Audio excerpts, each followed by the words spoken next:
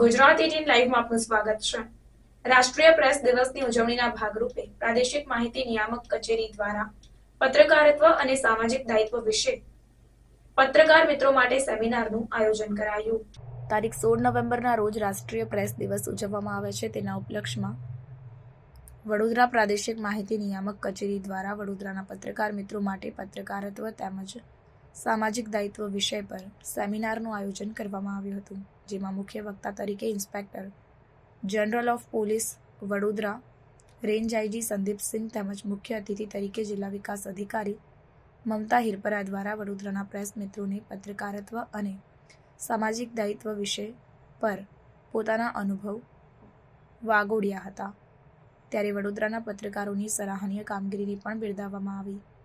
આ કાર્યક્રમ વડોદરાના જૂની કલેક્ટર કચેરીના ધારાસભા ખંડ ખાતે પત્રકારત્વ અને સામાજિક દાયિત્વ વિષય પર વડોદરાના પત્રકાર મિત્રો માટે વિશેષ સેમિનાર યોજવામાં આવ્યો। આ દિવસ ભારતીય પ્રેસની સ્વતંત્રતા અને જવાબદારીના સન્માન માટે નક્કી કરવામાં આવ્યો છે। પ્રેસ એ લોકશાહીનો ચોથો સ્તંભ છે અને આ દિવસ મીડિયાની ભૂમિકા વિશે જાગૃતિ ફેલાવવાની તક આપે છે।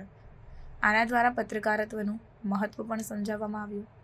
રાષ્ટ્રીય પ્રેસ દિવસનું મહત્વ એટલા માટે છે કે આપણને મીડિયાની સ્વતંત્રતા અને તેના કર્તવ્યોની યાદ અપાવે છે।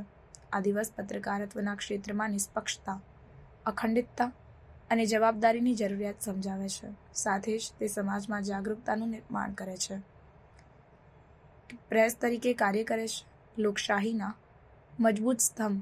આ દિવસનો હેતુ મીડિયાના અધિકારો અને ફરજોને સંતુલિત કરવાનો છે। પ્રેસ કાઉન્સિલ ઓફ ઇન્ડિયાનું મુખ્ય કાર્ય ભારતીય મીડિયામાં નૈતિકતા અને જવાબદારીને પ્રોત્સાહન આપવાનું છે। વધુમાં તે પ્રેસની સ્વતંત્રતાનું રક્ષણ કરે છે અને પ્રેસ સંબંધિત ફરિયાદોનું નિરાકરણ કરે છે। કાઉન્સિલ પત્રકારોને માર્ગદર્શન અને સહાય પણ પૂરી પાડે છે।